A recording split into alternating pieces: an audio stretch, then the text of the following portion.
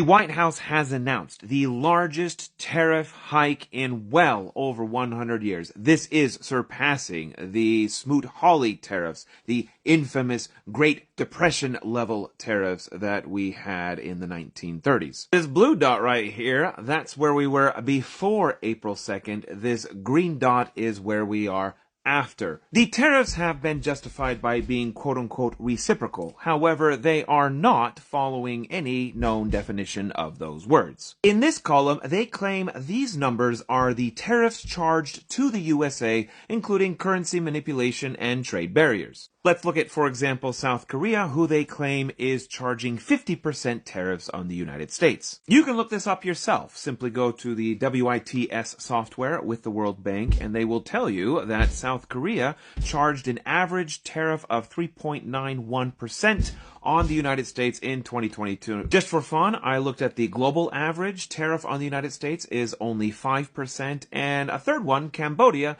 is currently around 10 to 12%. So, the mystery. Where are they getting 50% for South Korea and 97% for Cambodia? This came straight from the White House's website, Reciprocal Tariff Calculation. They don't claim to look at the tariffs placed in other countries. They are simply looking at the trade deficit. The trade deficit is the total exports minus imports. And they put in percentage terms, they divide it by total imports. You might be wondering where this, Greek letters here, don't worry about them, they cancel out, because they assume down here below that the epsilon equals 4 and the phi is equal to 1/4. This thing is nuts! This is not a tariff. Trade deficits are a totally different concept from tariffs. It's like ordering fried chicken and being served a salad. Yeah, salads are interesting. They're part of the food group, but they're not the same thing as fried chicken. And it's worse than that for two reasons. One, they're not just treating it as a trade deficit overall. They're only looking at the trade goods deficit. So they're not even counting the exchange of services. An economy is both goods and services. And the United States today, for the past 50 years, is a service economy. That's the world we live in. Most of us, you and me here, are probably doing services in our daily lives. But then second, even if the country is quote-unquote doing everything they say they want, they are still imposing a 10% minimum tariff on everybody. But we have to talk about a trade deficit. It's not a thing that needs to be fixed. I mean, especially like this. Here in the blue, we have the trade deficit over time. A little more broadly, we define it as the current account deficit. And as you can see, it is exactly mirrored by the net investment surplus. All of the dollars that we send abroad to buy Mario Brothers and manufacture iPhones gets returned back into the United States, mostly in the form of investment. These people are investing in our country, making it bigger, making it stronger. The dollars always come home. You know who I have a trade deficit with?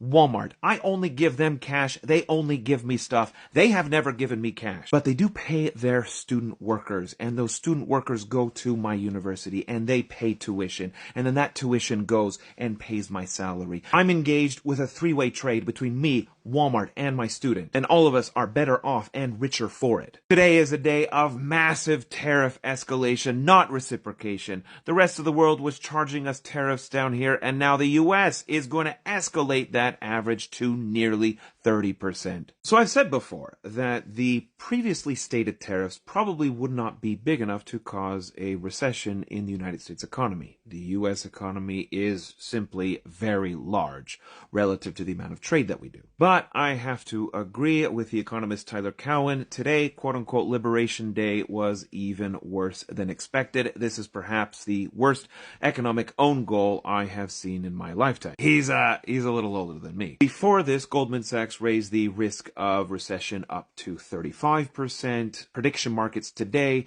now have it at 54%. And hey, today's day one. It could all be bluster. Time will tell. Let me know in the comments.